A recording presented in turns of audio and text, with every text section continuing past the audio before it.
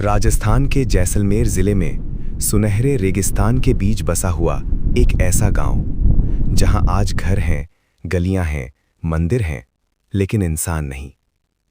इस गांव का नाम है कुलधरा। कहा जाता है कि कुलधरा कोई साधारण गांव नहीं था। आज से करीब 700 साल पहले ये गांव पालीवाल ब्राह्मणों द्वारा बसाया गया था। पालीवाल ब्राह्मण अपने समय के सबसे बुद्धिमान, मेहनती और उन्नत लोग माने जाते थे। रेगिस्तान जैसी कठोर जमीन में भी वे खेती करना जानते थे, पानी बचाने की अद्भुत तकनीकें जानते थे और सामाजिक व्यवस्था में बेहद अनुशासित थे। कुलधरा उस समय इतना समृद्ध था कि हर घर पक्का बना हुआ था, हर गली व्यवस्थित थी और पानी के लिए विशेष टांके और कुएं बनाए गए थे। ये गांव अकेला नहीं था, इसके आसपास ऐसे ही 80 से ज्यादा गांव बसे हुए थे जो सब पालीवाल ब्राह्मणों के थे। लेकिन फिर कहानी ने एक खौफनाक मोड़ लिया। जैसलमेर रियासत का दीवान था सलीम सिंह। कहा जाता है कि उसकी नज़र कुलधरा गांव के मुखिया की खूबसूरत बेटी पर पड़ गई। उसने जबरन शादी का प्रस्ताव रखा और साथ ही एक धमकी भी दी, अगर लड़की नहीं दी गई तो पूरे गांव पर इतना भारी टैक्स लगाया जाएगा कि कोई जिंदा नहीं रह पाएगा। पालीवाल ब्राह्मणों के लिए यह सिर्फ एक शादी का मामला नहीं था, यह सम्मान, आत्मसम्मान और संस्कृति का सवाल था।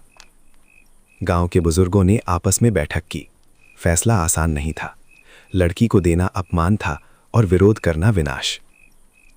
फिर उन्होंने एक ऐसा फैसला लिया जो आज भी इतिहास को हिला देता है। कहा जाता है कि एक ही रात में कुलधरा गांव और आसपास के सभी पालीवाल गांव पूरी तरह खाली कर दिए गए। उस रात कोई चीख नहीं, कोई लड़ाई नहीं, कोई खून खराबा नहीं। बस लोग उठे, अपने घर छोड़े और हमेशा के लिए चले गए। सुबह जब लोग पहुंचे तो चूल्हों में राख पड़ी थी, अनाज घरों में था, दरवाजे खुले थे, लेकिन इंसान गायब थे। जाते जाते पालीवाल ब्राह्मणों ने गांव को शाप दिया। शाप ये था कि जो भी यहां दोबारा बसने की कोशिश करेगा उसका विनाश हो जाएगा। और यही कारण है कि कहा जाता है कुलधरा आज भी शापित है।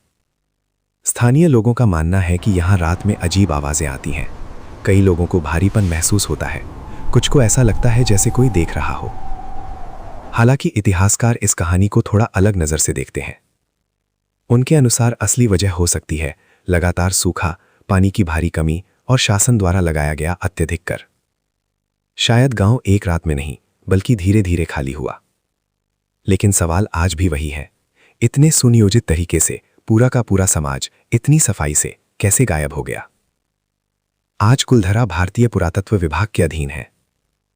यहां पर्यटक आते हैं, दिन में सब कुछ सामान्य लगता है, लेकिन सूरज ढलते ही ये जगह डरावनी खामोशी में बदल जाती है। और यही खामोशी कुलधरा को बनाती है भारत के सबसे रहस्यमयी गांवों में से एक।